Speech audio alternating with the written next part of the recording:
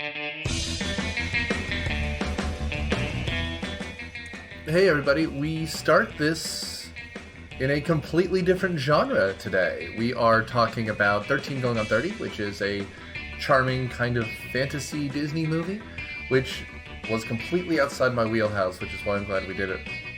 It's funny, it's light, it's Jennifer Garner. I'm looking forward for you guys hearing our little episode on it. In the meantime, we will be... Well, let's talk Patreon for just a second. If you're at our lowest tier, you get another movie every other month.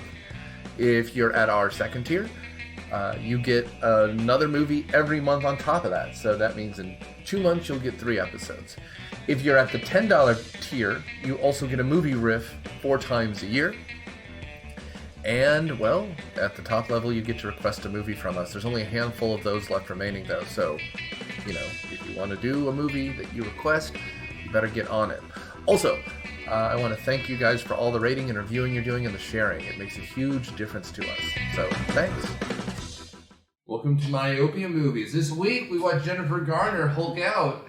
I'm Nick Hoffman, host of Myopia Movies and Riffs on Cineprov. And what we have tonight...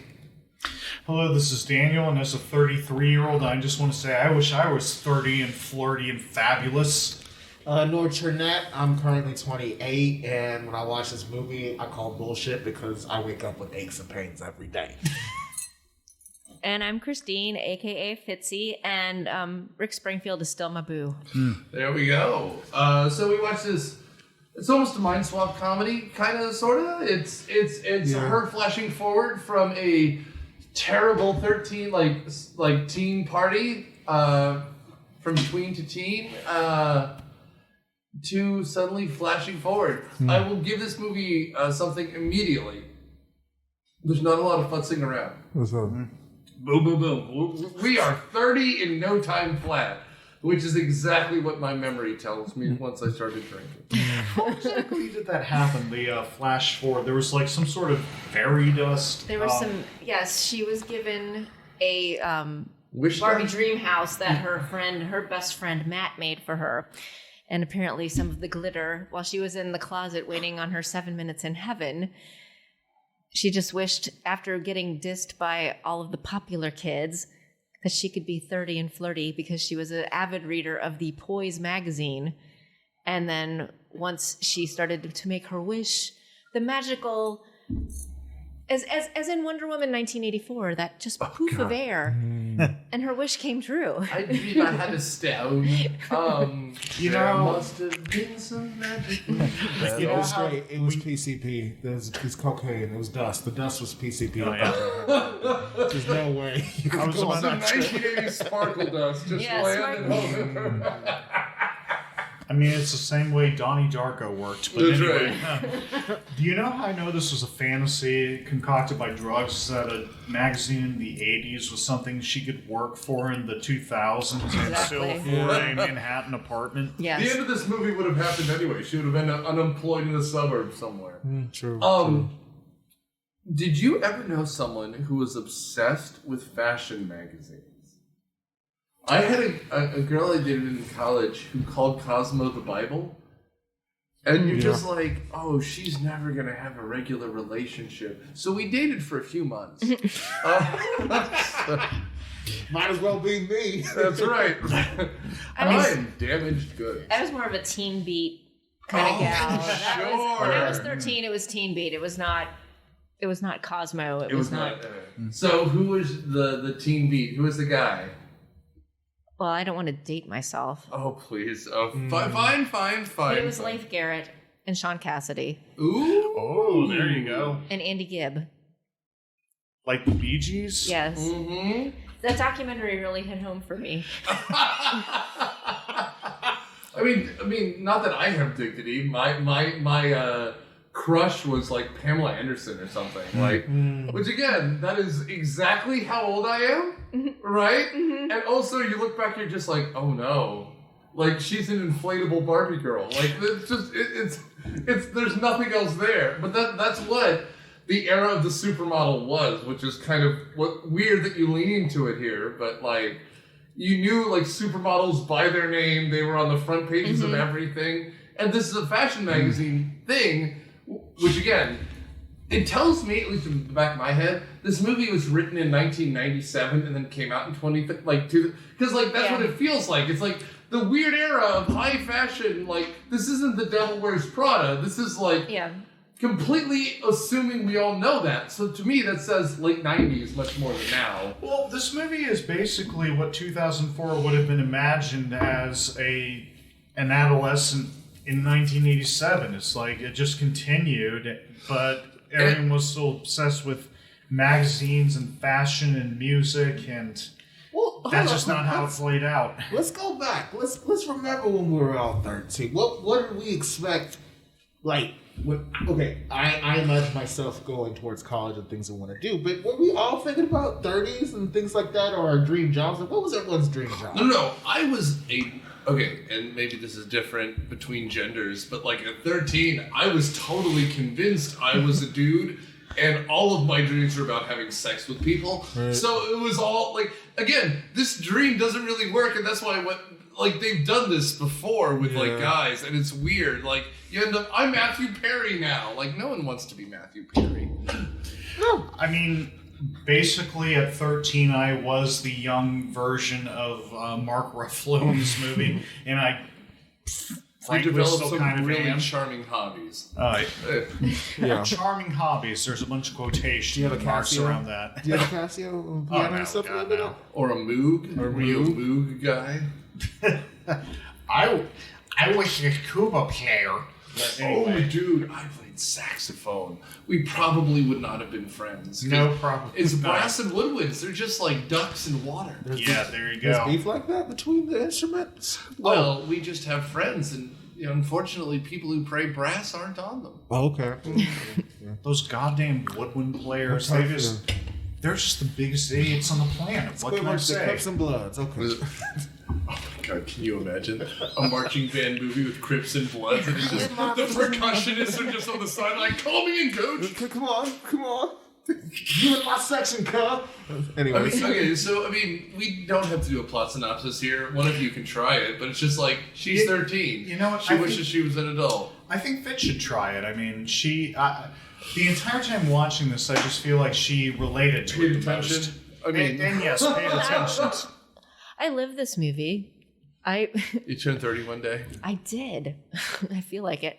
It was yesterday, as a matter of fact.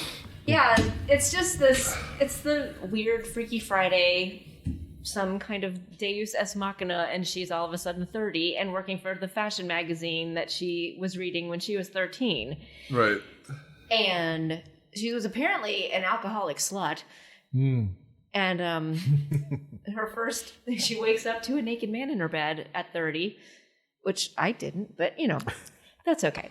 And so this beefcake, this Canadian hockey playing beefcake for the New York Rangers. Yes, it was a big man child, so I could kind of see where that relationship's going. But she ends up working at the fashion magazine, and her frenemy from when she was 13 is her coworker, and the two of them are working for Gollum, and Andy Serkis isn't taking. Andy Serkis not in a mocap outfit. Snoke.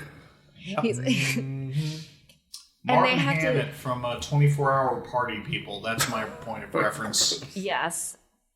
And they are battling another magazine in town, and apparently there's a mole at their magazine that is sharing secrets. One too many plot points. Yes, there's so much going on here. You see a co-op? Sorry, that's the only thing. But obviously, when there's a mole, I think of like The Departed. And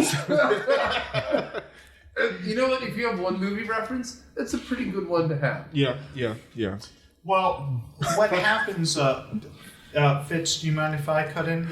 Dude, there's nothing to cut into. This movie is just liquid. It's picking. There's no in 10 seconds. You're picking up a fistful of sand, and the only shell is Mark Ruffalo.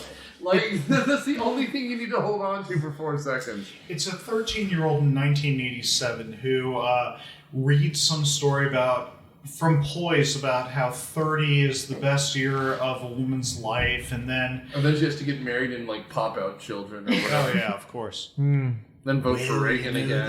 That's the American dream. But anyway, it's pretty good. Anyway, during her birthday party, everyone abandons her. She tries to invite the popular kids over, not just the Heathers or Mean Girls gang, but the big jocks that she's got a crush on. Feathered hair boys. Yes, That dude. pull up in their You pointed out Trans Brie Am. Larson was in that group. Was Brie She Larson was. is the littlest Larson. A very young Brie Larson is in that group. But anyway, after that, she makes some wish after her friend gives her the dollhouse, like you said, and the sparkles come down, where she wants to be 30 herself, and she's transported into a time where she is 30 and already has a successful career. She's got a giant Manhattan apartment, and she's dating a New York Ranger, and she's no idea what's going on. So she's trying to figure it out, how she got there and fix her adult life. Kinda. For the first half, she's figuring out her adult life and having a lady boner for Mark Ruffalo. By the way, I get it. He's a handsome man here. But it's just very bizarre how this whole... He's super skinny in this. He's oh not my God. hulking out yet. No, he's not. They all talk about how Chris Evans hulked out, all them pecs, but Mark Ruffalo had to read. Apparently. So I got nothing. I like Mark Ruffalo and everything he does. I recently watched Zodiac for the first time, and I was like, my goodness. Well, there was a point where Mark Ruffalo was that it guy, the honky Benedict Cumberbatch, and then we killed him and ate him. I don't think there was ever a time where he was the it guy. I think there was he had a lot of nerd cred where everyone at a comic convention. He's the classy ass version of Big Bang Theory. Yeah, basically. True. If this made a little bit, if Big Bang Theory was probably made in the early 2000s, I think he could have been a part of it, or in the late 90s and stuff like that. He absolutely would have been a part of it. He would have been a freak and or geek. True. You guys are looking at me. We're fine. No. Anything you want to talk about in particular with this movie? Yes. We got to go through the plot, of course, but this movie, other than the weird 1980s at the beginning, is just kind of a goings on. She figures this stuff out. It's an alien landing on Earth. It's the role Brendan Fraser played 7 times. What's a TV? And then he turns on the TV. That's kind of half this. Yes, there's something I'd like to ask. I saw this in theaters back in the day. Really? Oh, Were yeah. you a big Garner head? Oh, big time. I mean, that was the Alias. I would watch that multiple times a week. No. Actually, Have dignity, sir. the truth of the matter is there was basically the girl next door, and I would occasionally go to see movies together. So this was one of them. This is 2003? 2004. I saw this with regular panelist, I believe, Lauren Cannell. Same way. There you go. Yeah.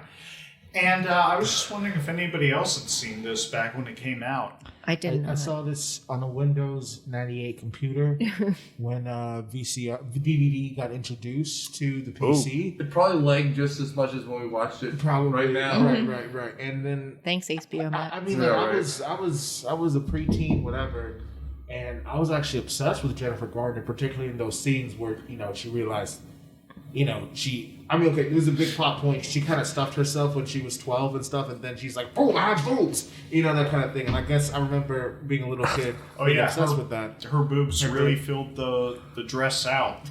Yeah, something like that. Sure they did. Her line, not mine. Yep. No, I wouldn't know who they wrote the script for, because some of these jokes feel like they're not 13-year-old boys. It's true. Yeah.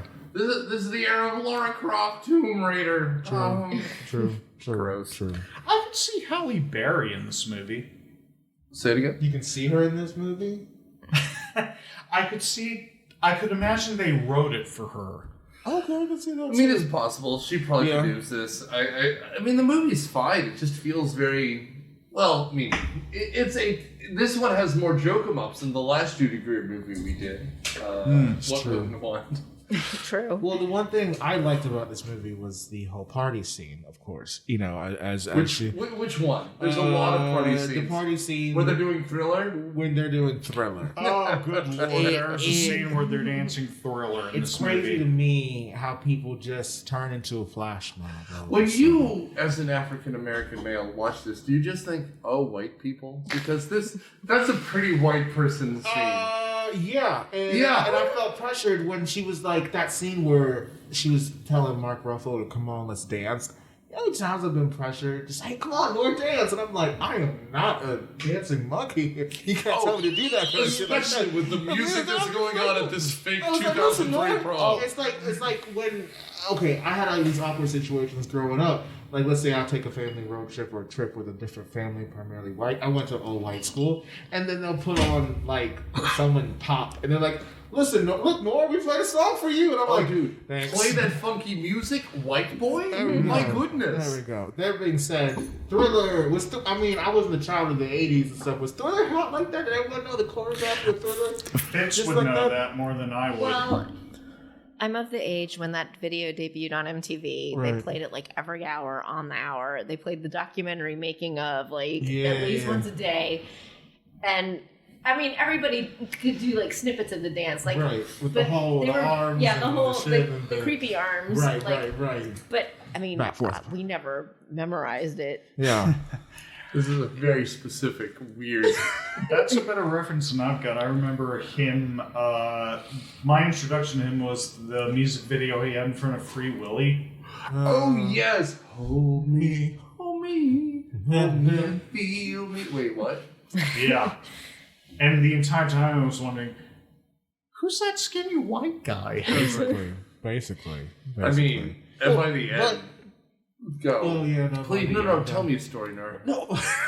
About Michael Jackson? Anything. I was obsessed with him until, and then... The Troubles? It's just like, Well, no, here's the thing about Michael Jackson that it was, my mom was obsessed with him.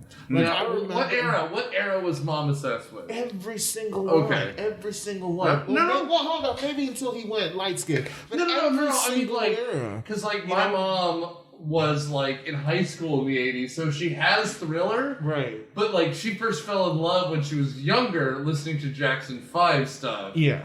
And then like, I mean, Michael at his height, I mean, he has a #1 like twice a year for like a decade.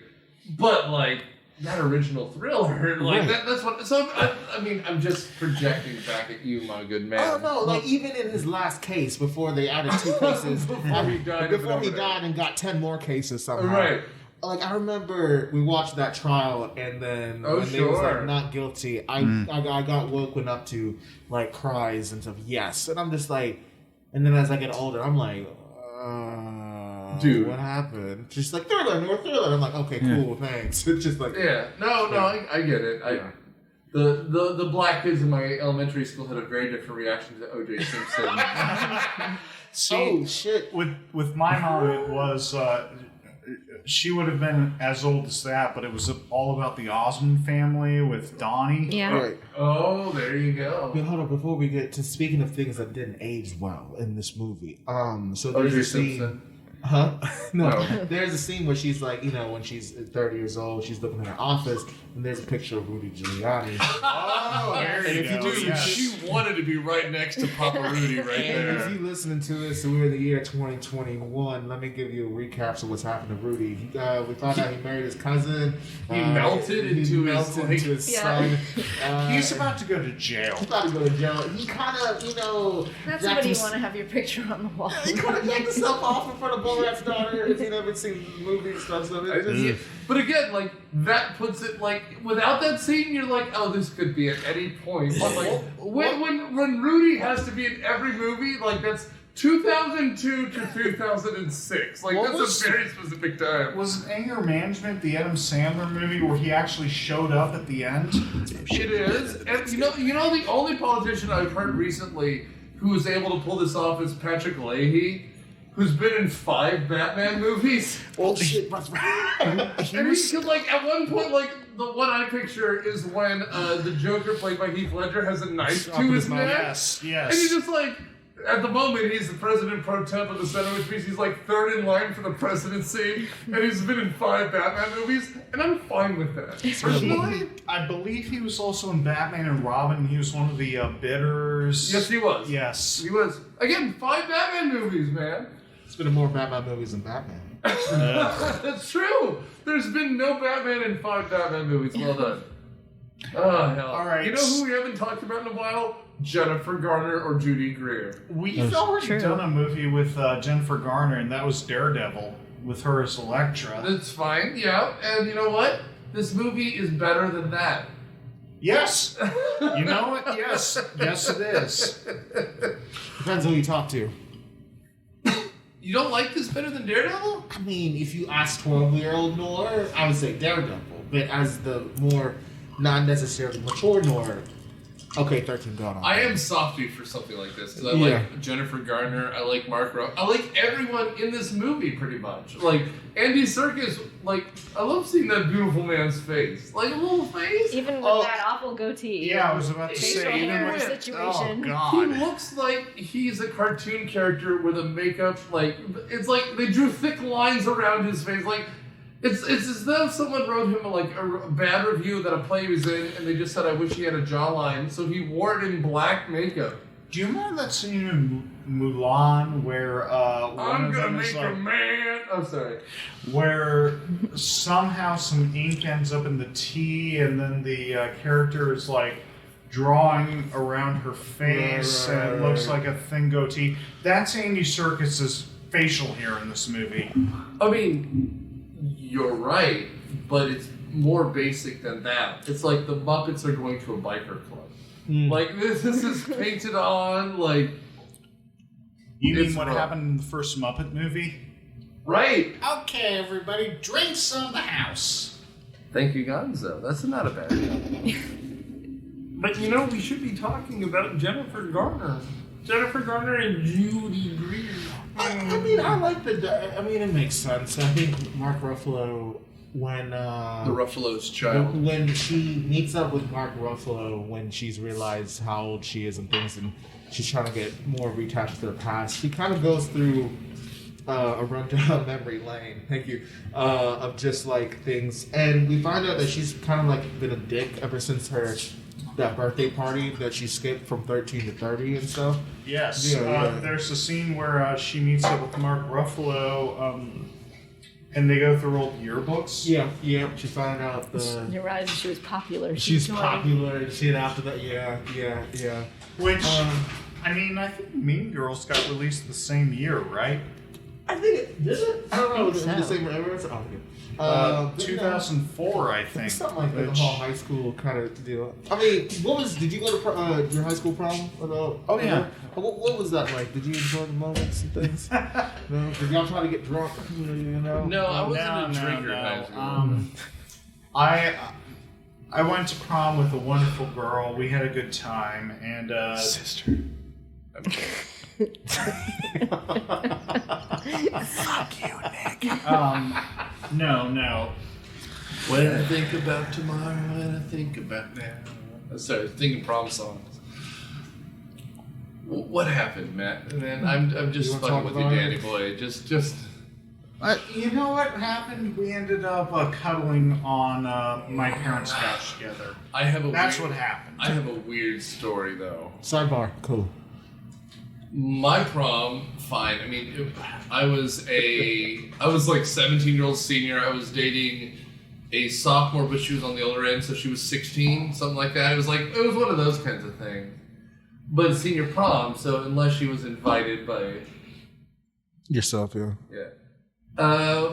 Standard prom stuff. I wore a suit, a tux that was not fitting well, and a cummerbund that I'm embarrassed about. So we went home to my place. Hook up, it's high school prom, whatever. Her mom, coming to pick her up, got arrested for a DUI. So after hanging out with her and it's high school.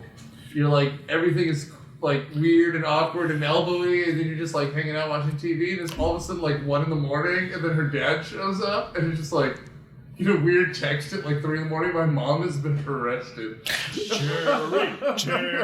Jerry. Don't worry, she doesn't listen. Trust me. That's the relationship. I'll do you one better. It was my senior prom. I went with a girl that was very religious in the sense of that she was trying to rebel from her Muslim parents. Oh, okay. And so it was kind of weird when she told me to pick her up from Sears instead of her house. I'm sorry, Nerd. I've got to let a minute there. Yeah. And then because she didn't want if you know how the culture is, it's like that. And so I remember coming in and stuff. She was getting hair and makeup done in the car, and she comes out wearing this salmon dress. Apparently, she's wearing a see-through dress, and I'm not the only person that couldn't see it. Anyways, cut to that night. We had a campfire, and I thought this was going to be the night, but it didn't happen like the way it was. We had it over in Ted. She ended up sleeping in a different person's truck while I slept in my tent by myself. My best friend at the time. My best friend at the time. Well, he's still my best friend, Alex. He came and he was like, "Hey man, I'm gonna crash with you," and I'm like, "Thanks, buddy." And that was my senior prom. Well, it's amazing that we're talking about that because that's kind of what this movie is. Yeah.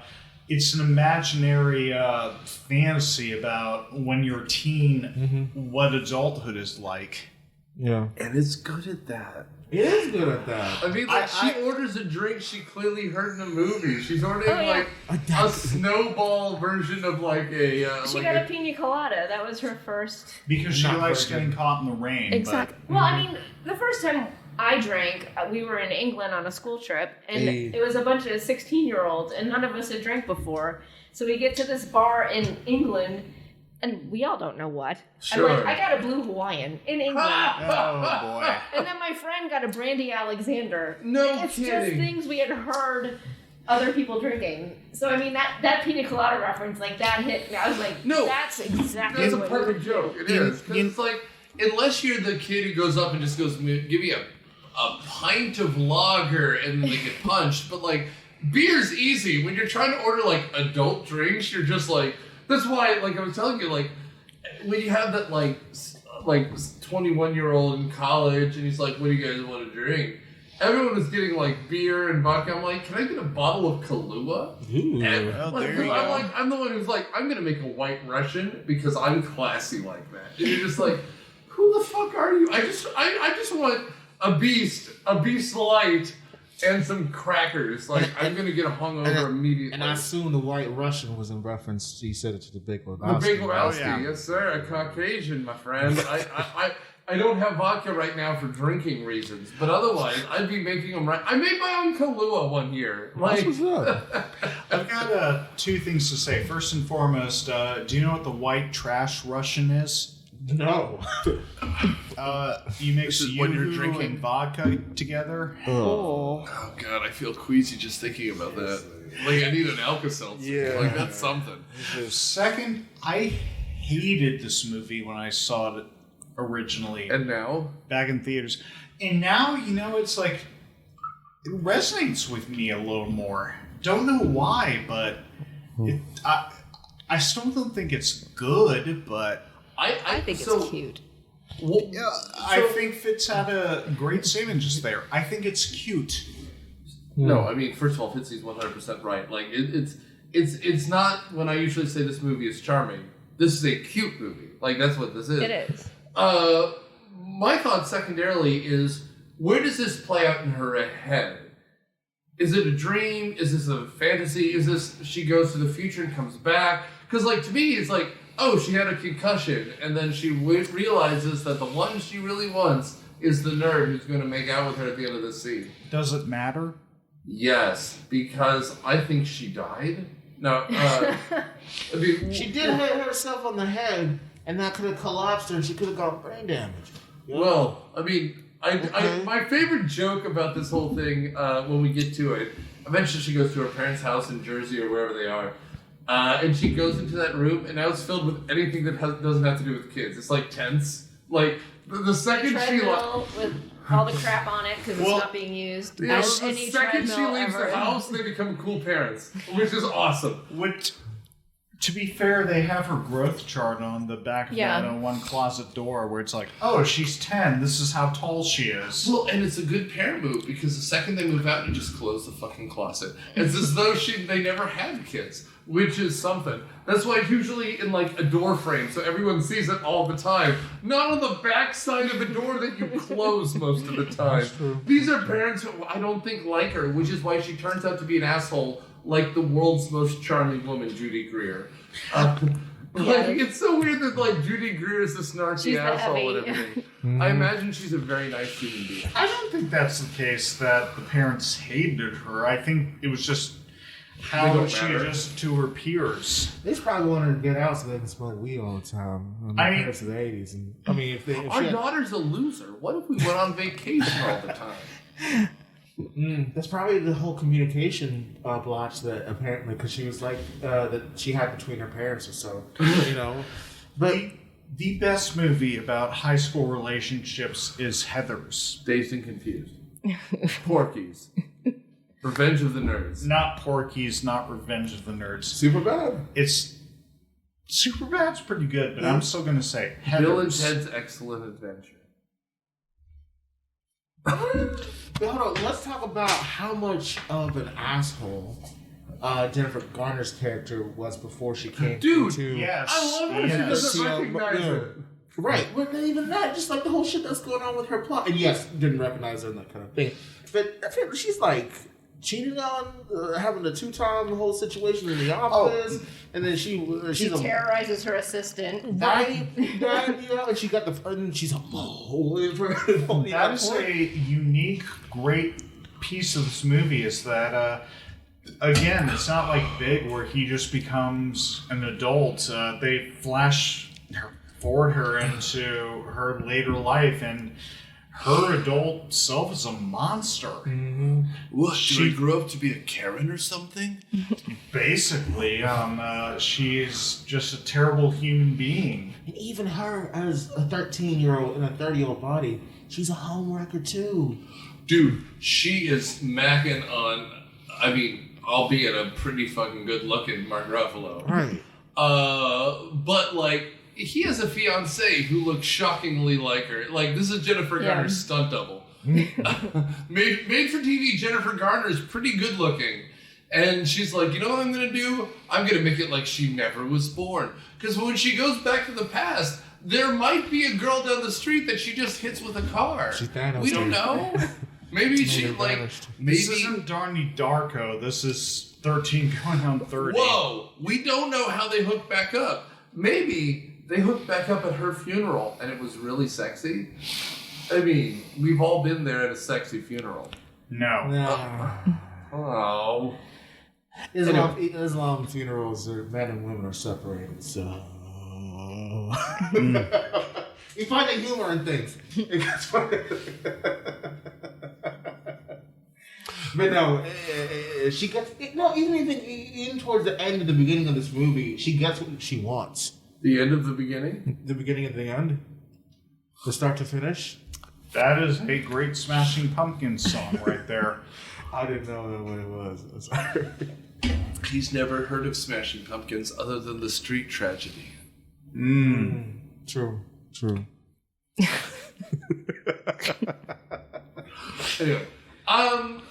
Anyway, as far as what this movie we need to talk about, like, there's not a lot of the plot is exactly what we talked about. She's learning how to be an adult, kind of.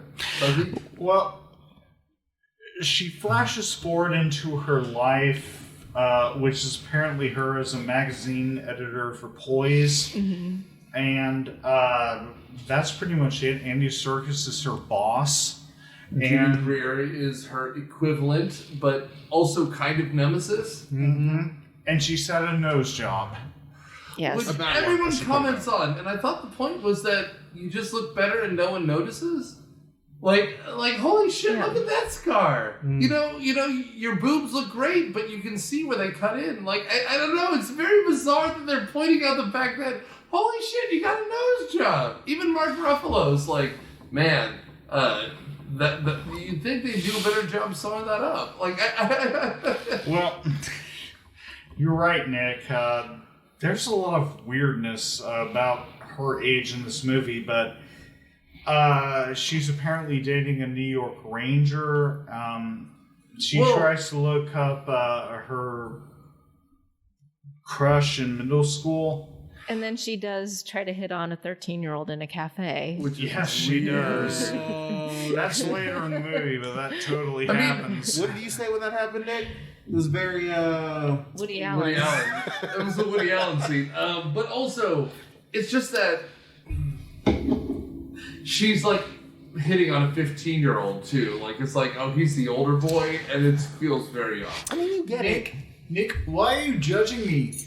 I'm just trying to express myself the best I can, and oh geez, Nick, you shouldn't judge me. I mean, the heart. You need 20% more message. No, I understand what you're doing.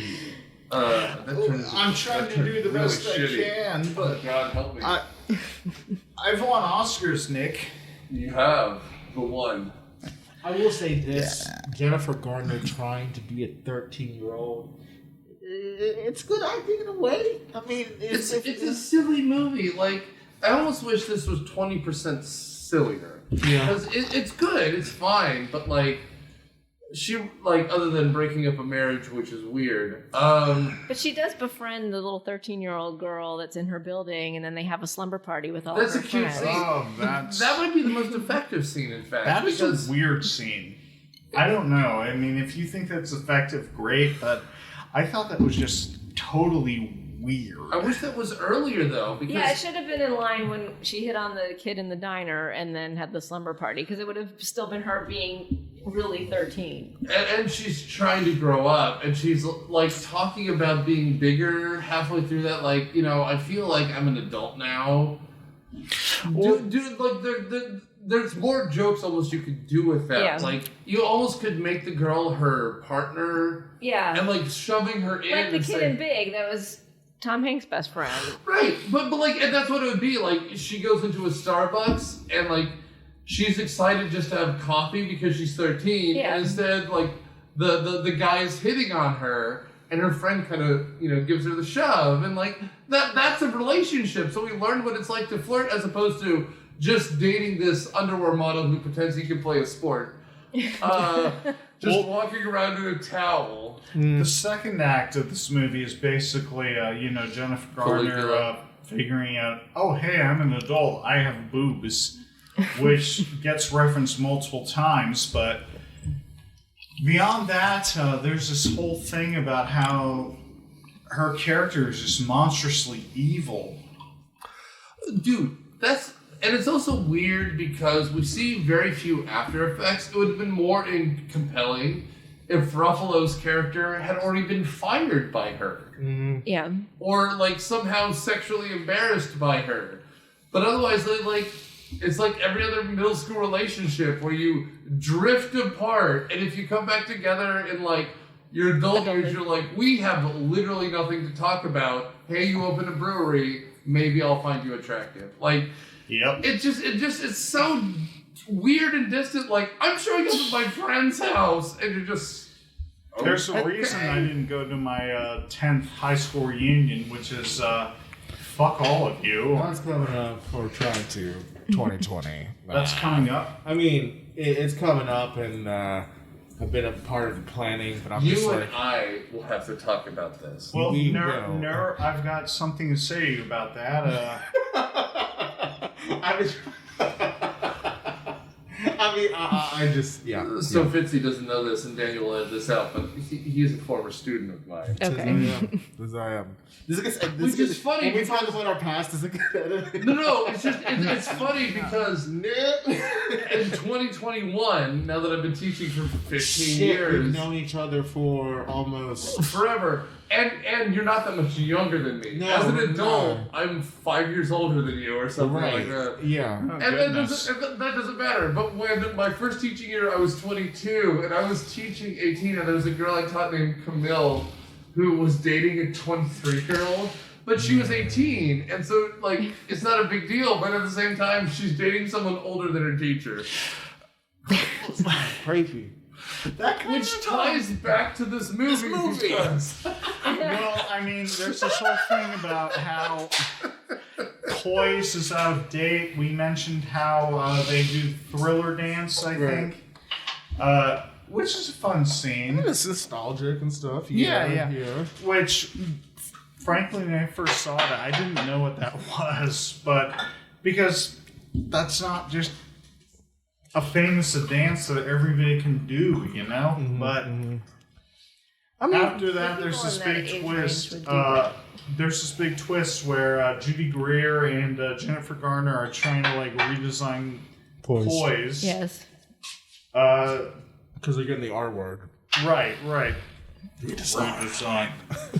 And anyway, they just need to figure out how to modernize the magazine, and that's the third act, basically. Judy Greer goes into very hot topic. Yes. Fashion suicide. Yes. No, that's not. And Jennifer Garner recreates her high school yearbook, which I don't understand to this day. Like she uses it as an excuse to hire Mark Ruffalo, who happens to be a photographer, and they take a bunch of high school yearbook type photos, which I can't focus. Like when they showed them in the presentation, I'm like, "Where's the fashion?" But it just seemed like they were neat pictures, but they weren't anything that you would see in a fashion magazine. That would catch my eye more than any suicide sheet thing. It's to sell something. That's exactly it. Like you don't want to look at high school pictures. And for somebody who did not have a good time in high school, which would be me, I don't want to look back at my high school years. I don't want to see that in a fashion magazine. I'm sure lots of people did, just not me. Oh, no, I didn't. I mean, I did and I didn't. I had moments, you know. I don't hate it. I also teach high school now, so either that or maybe I just have there's a block somewhere in my brain. It's kind of the last year and a half might be fun, but nah. I mean, it is what it is. I mean, the thing here though is it's worse than that because this is middle school. I mean, having a good or bad high school experience, it all depends, was I hooking up with someone that week? My hormones are high, and I could, oh wait, there's this one teacher I enjoy. Middle school, I think everyone universally hates. That's why there's one people I respect in this world more than just a regular teacher. It's a middle school teacher, man. Anyone could just wake up and be like, I'm going to finger paint today, because I get that. But middle school is just hormones and evil, and the girls are so much advanced over the guys that they're trying to find someone to hook up with, and the guys are just throwing rocks at each other. It's the worst. Middle school's the worst. We did throw rocks. Dude, and I was like, guys, it'd be great if we could just be friends and play Magic the Gathering. Bonk, bonk on head. That means you like me, right? Dude. Oh, jeez. And again, I had a weird experience where someone I knew in literally middle school was having her birthday, and I said happy birthday, and she goes, dude, I had the biggest crush on you in middle school. I'm like, A, you must be drunk because no one remembers that shit, but B, who cares? It was 24 years ago. I don't remember anyone from middle school who I didn't also know later on. Well, they could have peaked in middle school. So many people I know did. In middle school? Then you just did that for high school. But I have friends who are also better than those people. Part of the darkness of this movie. The introduction of the metric system. That fucker. Indeed. Part of the darkness is Jenna figuring out just how much of a terrible person her adult self is. Knowing Judy Greer apparently does that to people in movies. I don't know. She seems very charming. You're not my supervisor. Oh man, she just needs to be in everything. But I mean, are there any scenes we should talk about? We should talk about the thriller scene for half a second. We kind of did. I mean, well, right, but I do want to emphasize the fact that she has never dressed like an adult before. This is when she meets her friend who becomes the middle school friend in the elevator. Yeah. Right? And we enter a scene from, this is early 2000s. This is late Pierce Brosnan nonsense Bond. So there really were raves. It doesn't feel right. This was, I think, a year after Michael Jackson had been arrested. So we need him in everything because he's a good guy. And my boss Weinstein said that there's no sexual crime you can be convicted for. Harvey? Or Jokums. That's a joke about it. Because Weinstein is in prison now. That's ignorant, Nick. You're being ignorant. God help me. They took Captain EO off of Epcot for sex reasons. People got too aroused on that. Apparently so. I used to work there. Whoa, back up. What were you on Captain EO? Were you one of the Muppets? No, I handed out the glasses. No? And I There did a you little go. spiel before the movie. I threw and up on Captain EO. I knew that we said about Thriller and knowing the choreography. I knew all the choreography of Captain EO because I saw that movie like 5,000 times. It's not bad. It's I'm gonna not a actually bad YouTube movie. that. I'm actually gonna watch that tonight. Have you never seen it before? No, You lived? 2000 You lived Captain EO? No? 2010. It Okay. came back to It did. Disney. That's, I saw it again And then then that's too. when I saw it, and then I was just like, I remember, because I remember when I was a kid, 3D Ops ago. So I don't know who cleaned it. Anyway, sorry for whatever. And then I'm actually just gonna go tonight and just YouTube it because I'm feeling nostalgic. Dude, So, before we went to Disney the first time, me and my daughter, I'm going to keep interrupting Daniel, we would watch rides that we were not sure if she was okay with, so she could tell us that they were spooky or scary. And spooky was scary but fun. Yeah. So we did like Pirates of the Caribbean and like the Haunted Mansion. Mm-hmm. Just, oh dude, I want to go back to Disney so bad. And I know I would love to, if we ever could do it together, Fitzy. We should give you a mic, and you should give us like an audio tour as those like Lake Wobegon, and you're telling us your tales. Oh, God. Like, So many Disney stories. right, and that's Piss why I Kevin want off so much. one day, I'll like the show will just be called like something with Christine, excuse me. I'll make you a cocktail, and you pick a story. And we just tell the story because, like, you have the best stories about this. Well, I want to hear a story if that's cool. Is it gonna? It's alright. She worked the circuit, man. She's the best. She's the hit. Okay. All right. I have a very, like as Wayne said in Wayne's World, I have a lot of hairnets and name tags. Okay.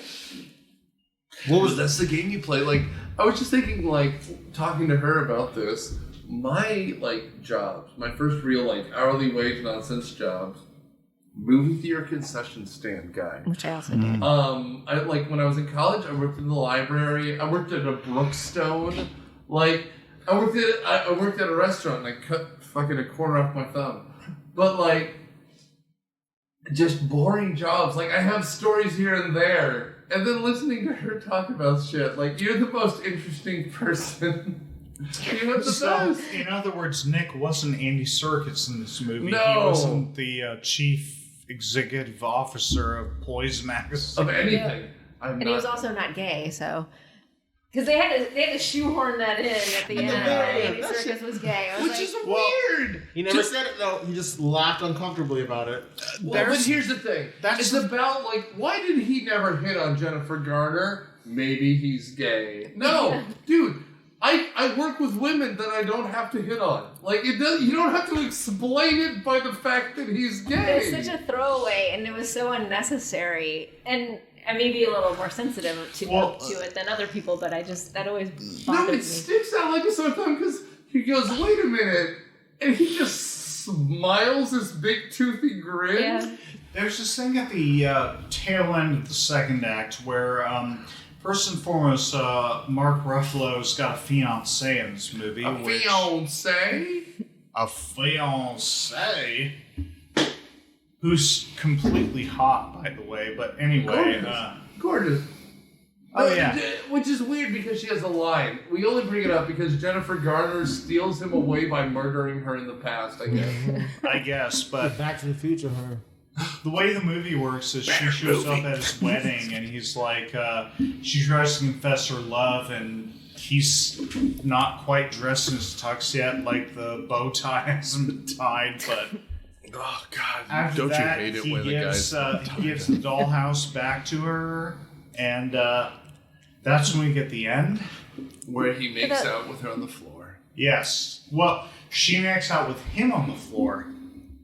And he has an erection like a 13-year-old, and it ruins everything. Constantly, yeah. Is that glitter magic then? Glitter makes everything. More of that 80s glitter magic. Right. Glitter Magic is personally my favorite new wave band. I'm just going to say, I love Glitter Magic. Keeps my economy going, so... They released 3 albums back in the day. Oh, man. All of them are great. Their Unplugged on MTV was a disaster. Daft Punk covers them now. So, I mean, this movie, you guys ready to wrap it up? Is there anything you want to talk about?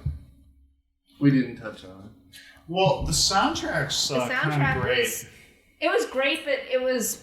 out of sorts. Yeah, it was 1987, and they were playing Rick Springfield, which I will never complain about seeing Rick Springfield in a movie. Sure. But, and like, making references to Wang Chung, and like, 1987 was more like Crowded House, and like, other things were coming out then, and it just seems like they could have, in Belinda Carlisle's solo career, and like, they missed an opportunity to kind of, and like, I don't even, like, I think by 1987, we all didn't think Michael Jackson was cool anymore. What I was going to make to reference to you is something I brought up earlier, which it feels to me like this movie should be older than it is, right? Like, because if instead she was in middle school or whatever this starts at, in like 82, it almost feels like it's more appropriate because a lot of this stuff is goofy-ish, but then they hired Garner, so maybe it felt like they switched things forward almost. I could see that. I could definitely see that. Because Rick Springfield was big when I was in 7th grade, when I was in middle school. And that was in 1982. So, I mean, I can see where... Right, like, it feels like, because they're just... And magazines were more... I mean, like, granted, I said I was a Teen Beat girl, but, like, the fashion magazines were... Those kind of magazines were a lot more popular earlier on. Well, I made the joke about Cosmo, but, like, I'm sure it's, like, top rotation with, like, 2000, maybe, right? Like, I guess, like... Wasn't that magazine Sassy still around in 19... Yes. You know, so that was kind of that. Well, and again, there's Teen Beat and Tiger Beat and all that stuff, too, which is, like, they're supposed to be a chunk above, but, like, if anything, like, this is almost like the ultimate, like, boomer piece, because they're like, well, what if we made it a yearbook thing? Yeah, they just kind of jammed it all in. It's like... Nostalgia, here it is, and just kind of threw out all the like common. Threw it out. It's 80s nostalgia. Let's just throw in Thriller, and let's just kind of just. Nobody's gonna remember what year it is. I mean, I'm a little more sensitive to it, just because. But it would almost have been funnier if instead of the yearbook at the end, it was a retro at the end. Like she won the contract by doing like 80s retro with like popped collar within a popped collar and like. That makes more sense for a fashion magazine. And it makes more sense for this specific movie where it's all about photography, too. Frankly, the ending's great, where Mark Ruffalo and Jennifer Garner end up together. In the pink house. In the pink house. Yeah. You know, I will say, though, it did feel like 20% more like Pee Wee Herman than I expected. But it's not that it's not cute. It's just that, like... Remember how I almost murdered everyone in that horrifying, like, suicide ring thing I did? Oh, wait. Mark Ruffalo in my house? And, by the way, I'm sorry. If you have an ex-girlfriend, which, fine, and you invite her to the wedding, which is already a red flag, you don't say, remember that thing you gave me at your 13th birthday 17 years ago? Right? Like... You're allowed to have a high school girlfriend you or boyfriend that you have dreams about. But when you're twice the age you had fantasies about them, you let it go. Yeah. There's a lot behind this, which again works because it's Jennifer Garner and she's a charming woman. It works like completely different if it's a horny dude with a potbelly. Yeah. Like... This is not a role for Jason Alexander in 2002 or whenever they filmed this. Shallow Hal, I think Jason Alexander was in that, wasn't he? Mm-hmm. Or Jack Black. Jack Black is like, I loved you in middle school. Oh, that would have been great if he was some Mark Ruffalo character, Jack Black. He's just playing guitar. This is 2003, man. The younger actor looked like a young Jack Black, more so than a young Mark Ruffalo. And to be fair, if you wanted to make it more sexually vague, you could also do a Cusack of one sort or another. But you're right, Fitzy. A young Jack Black here. This is almost School of Rock era. Mm-hmm. Like, he could have done this, and he could have been quite charming. Oh, and we just have to mention that the man of her dreams in middle school turned out to be Jim Gaffigan. That was hilarious. Oh, dude. Oh, yes. That's a great show. Because again, like, I went to a school where my high school football team won state championships. I'm sure those guys had them national championship vibes. And by the by, one of them did it. He's now the head coach of the Rams, Sean McVay. You went to same high school with Sean McVay? High school, and then he followed me to college. No shit. And he remembers me, so that's a nice guy. Oh man, okay. So I'll tell you about it later, but like that's what it feels like. You're just like, I'm the cool guy, you know. And again, a couple of them made the college circuit and the university and then the pro circuit, but most high school guys, I'm like, I'm gonna be in the baseball team, you know, girl. Jim Gaffigan is the perfect, like, he's just, because he has that football body. And don't worry, I never played sports, but I have that football body for reasons. And now I'm on medication. I had the You've retired got football a body. great offensive lineman body there, Nick. I've never been flirted with so hard on the show before. But yeah, guys, so, I mean, and then he becomes the prom queen. Indeed, he does become the prom queen. I will say this about the movie in general. I think this came out 2 years after Sweet Home Alabama. Sure. So I feel like they were trying to grab an audience from that. You know, a girl being nostalgic from her past, finding someone from her past and trying to fall in love with him, and then finding out it can't really happen like that, and at the end they come up together. I think generally they were trying to recreate that rom-com feel to it. In my Thank you, buddy. Yeah. Fitzy? Well, let me preface this with I hate rom-coms with a passion. And I actually like this one. Yeah. I haven't seen it in a while, but I remembered it. And I think it's charming. It's cute. And the 80s thing, obviously, is going to be appealing to me.